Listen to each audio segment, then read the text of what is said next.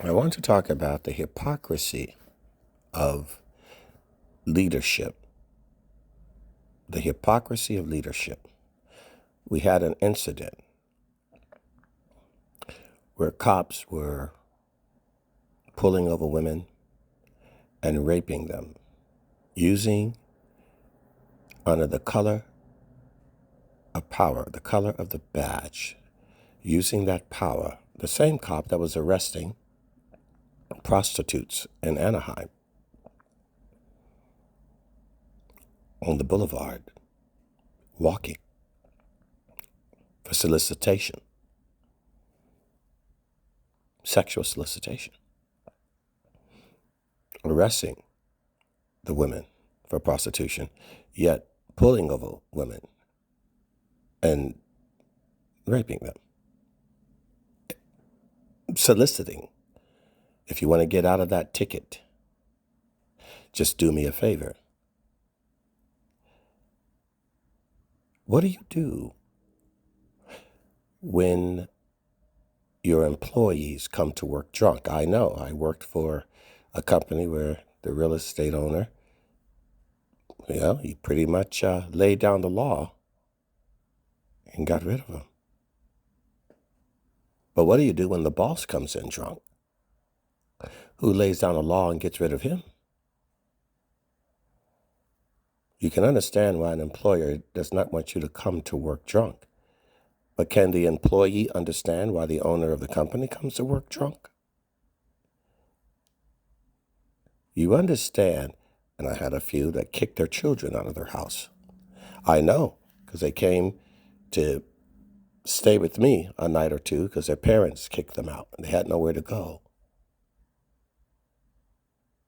So they came to my place to stay for a night or two. A few of my friends have done that throughout my time living here in California. Banging on the door, 2 o'clock in the morning, Steve, please, can you open up the door? I need a place to sleep tonight. They knew I lived alone. They knew, there was room for them to sleep here. So they came, knocked on the door, and crashed because they were drunk and their parents didn't let them come in. But what do you do when your parents come in drunk? Can the kids kick you out? What do you do when the parents are the ones?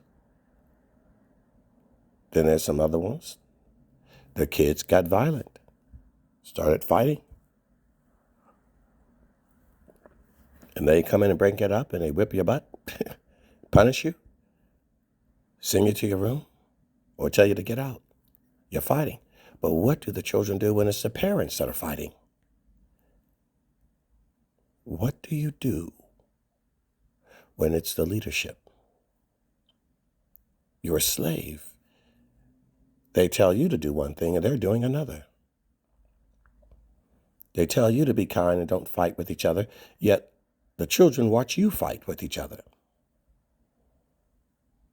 You better not come in here. They go in your room looking for your alcohol,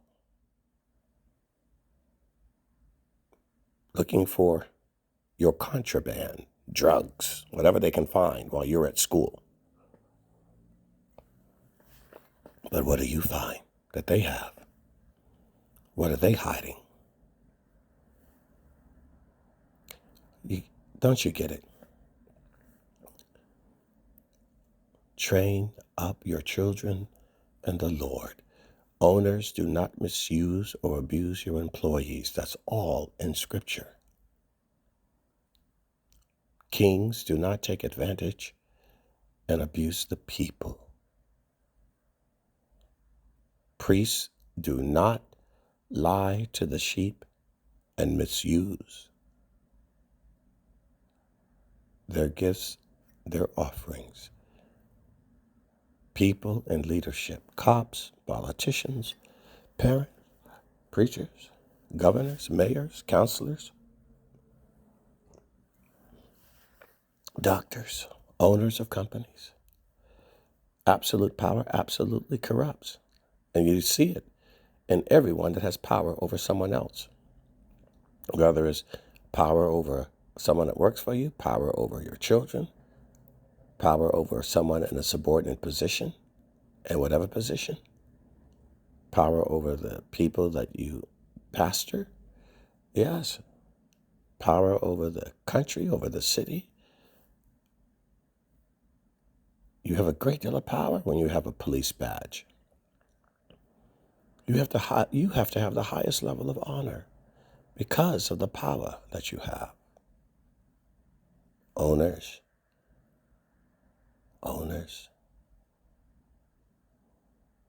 To whom much is given, much more is required. Spiritual knowledge,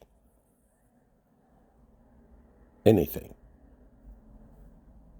We have to understand